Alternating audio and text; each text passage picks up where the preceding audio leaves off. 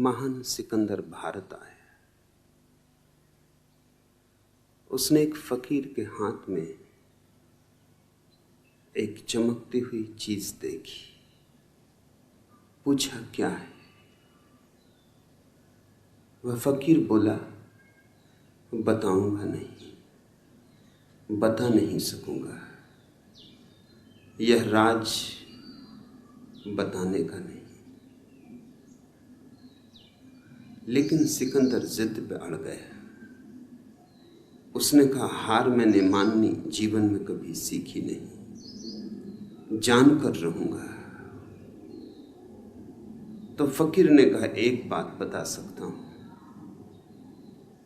कि तुम्हारी सारी धन दौलत इस छोटी सी चीज के सामने कम वजन की है। सिकंदर ने तत्क्षण एक बहुत विशाल तराजू बुलाया और लूट का जो भी उसके पास सामान था, हीरे जवाहरात थे, सोना चांदी था, सब उस तराजू के एक पलवे पे चढ़ा दिया। और उस फकीर ने उस चमकदार छोटी सी चीज को दूसरे पलवे पे रख दिया। उसके रखते ही फकीर का पलवा नीचे बैठ गया और सिकंदर का पलवा ऊपर उठ गया, ऐसे कि जैसे खाली हो। सिकंदर किम कर्तव्य विमूढ़ हो गया। झुका फकीर के चरणों में और कहा, कुछ भी हो, नतमस्तक हूं, लेकिन राज मुझे कहो। फकीर ने कहा, राज कहना बहुत मुश्किल है, कहा नहीं जा सकता, इसलिए नहीं कह रहा हूं। लेकिन तुम झुके हो, इसलिए एक बात और बता देता हूं। एक चुटकी धूल उठाई रास्ते से और उस चमकदार चीज पर डाल दी, और न मालूम क्या हुआ कि फकीर का पलवा एकदम हल्का हो गया और ऊपर की तरफ उठने लगा, और सिकंदर का पलवा भारी हो आया और नीचे बैठ गया।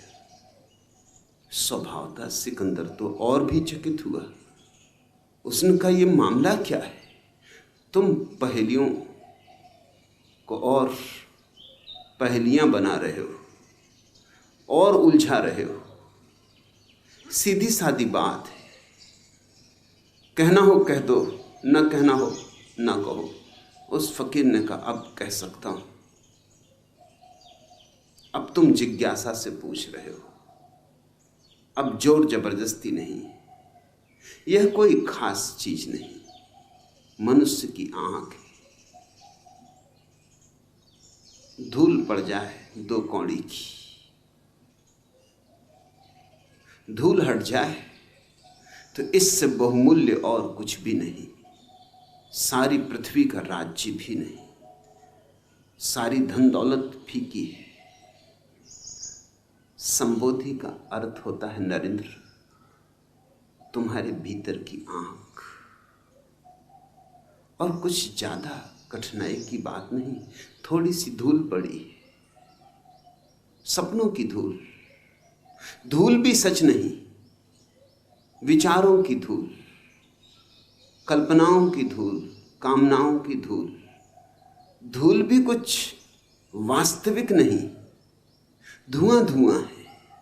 मगर उस धुएं ने तुम्हारी भीतर की आंख को छिपा लिया, जैसे बादल आ जाएं और सूरज छिप जाए, बादल छट जाएं और सूरज प्रकट हो जाए। बस इतना ही अर्थ है संबोधि का।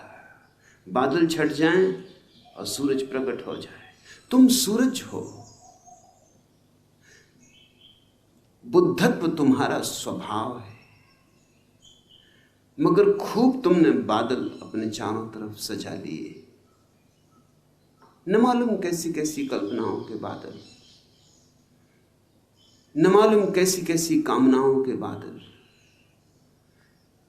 जिनका कोई मूल्य नहीं, जो कभी पूरे हुए नहीं, जो कभी पूरे होंगे नहीं।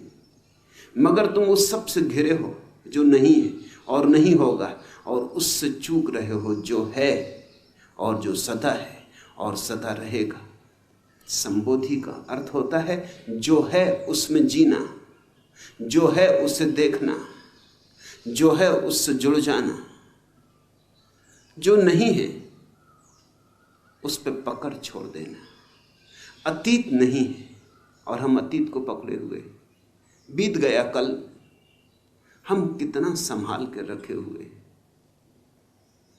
जैसे हीरे जवाहरातों को कोई संभाले।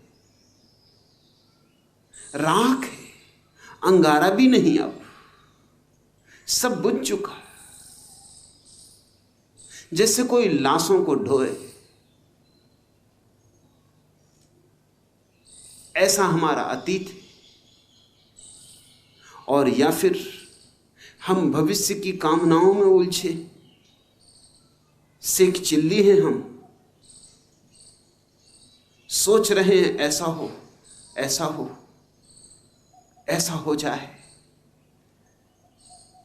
कितने सपने तुम फैलाते हो, कितने सपनों के जाल बुनते हो, और इन दो चक्कियों के पाटों के बीच जो दोनों नहीं है, अतीत नहीं है, नहीं हो चुका, भविष्य नहीं है, अभी हुआ ही नहीं, इन दो नहीं के बीच जो है वर्तमान का छोटा सा क्षण, वो दबा जा रहा है। इन दो चक्कियों के बीच में तुम्हारा अस्तित्व पिसा जा रहा है। अतीत से और भविष्य से जो मुक्त हो गया वह संबुद्ध है, वह बोधि को उपलब्ध हुआ, उसकी आंख खुली, उसकी आंख से धूल हटी।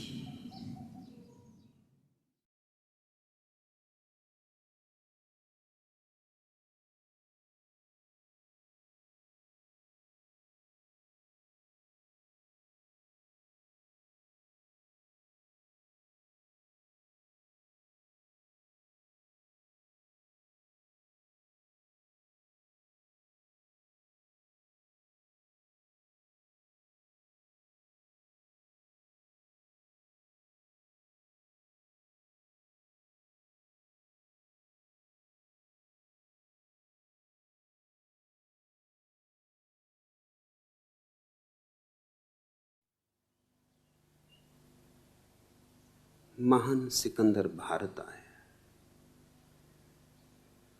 उसने एक फकीर के हाथ में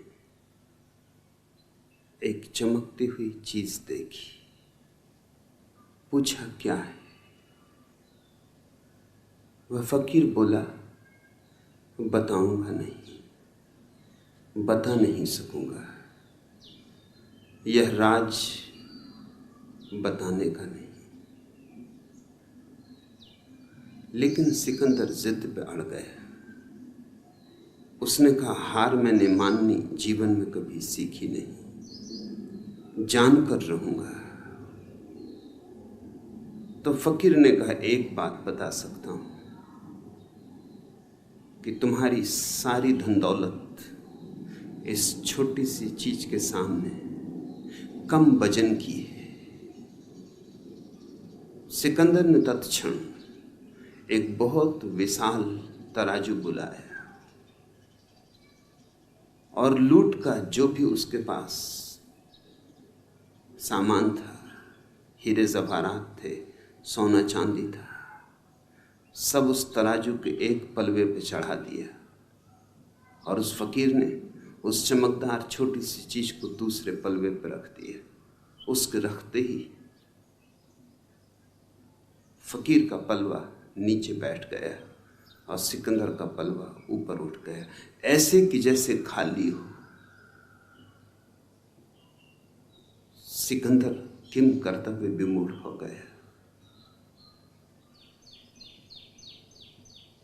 झुका फकीर के चरणों में और कहा, कुछ भी हो, नतमस्तक हूं, लेकिन राज मुझे कहो। फकीर ने कहा, राज कहना बहुत मुश्किल है, कहा नहीं जा सकता, इसलिए नहीं कह रहा हूं, लेकिन तुम झुके हो, इसलिए एक बात और बता देता हूं। एक चुटकी धूल उठाई रास्ते से और उस चमकदार चीज पर डाल दी, और न मालूम क्या हुआ कि फकीर का पलवा एकदम हल्का हो गया और ऊपर की तरफ उठने लगा, और सिकंदर का पलवा भारी हो आया और नीचे बैठ गया। स्वभाव था सिकंदर तो और भी चकित हुआ। उसने कहा, ये मामला क्या है?